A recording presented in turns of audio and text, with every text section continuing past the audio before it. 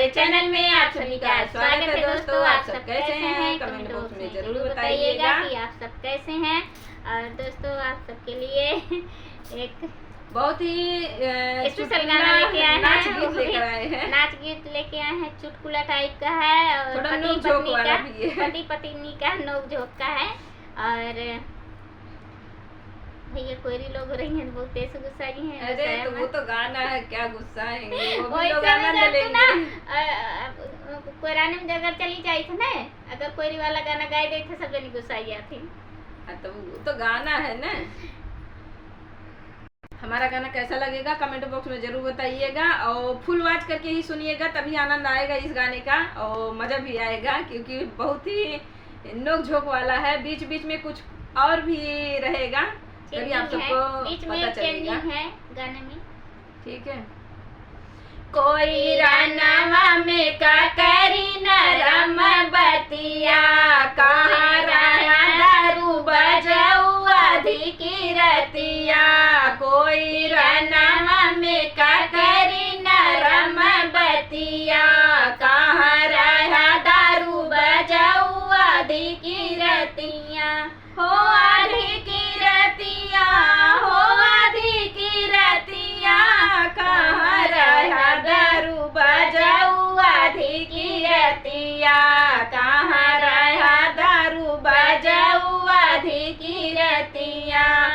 साग पात के सेज लगौली मुरई के दुई तकिया हो, साग पात के सेज लगौली मुरई के दुई तकिया हो। ओपे सोए मोरे ससुर फटेला छतिया, ओपे सोए मोरे ससुर फटेला छतिया।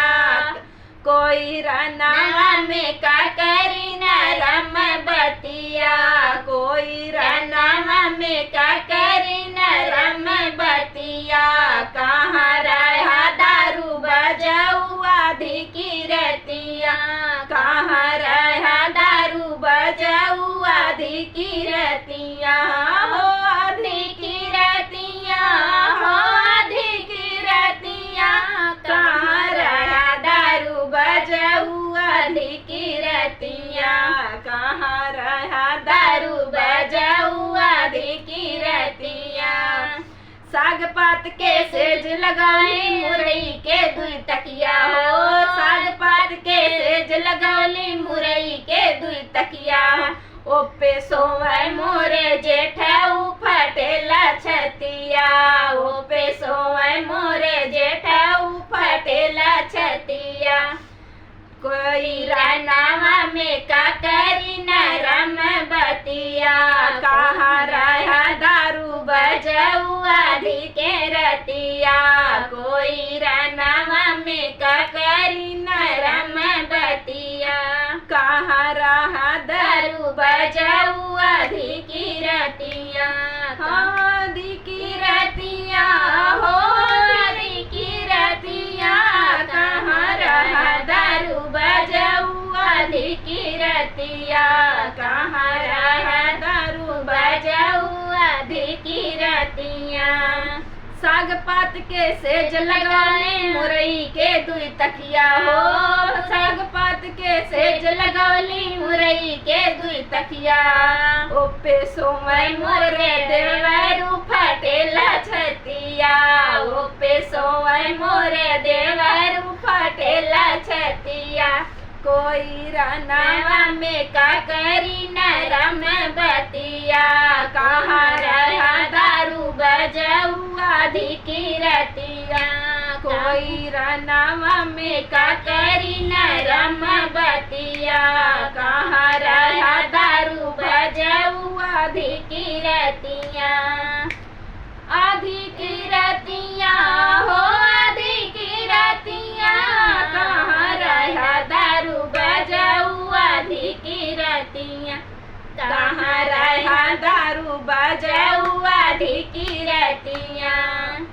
साग पात के सेज लगाए मुरई के दुई तकिया, साग पात के सेज लगौली मुरई के दुई तकिया। पे सोए मोर सवतिया फटेला छतिया, ओ पे सोए मोर सवतिया फटेला छतिया।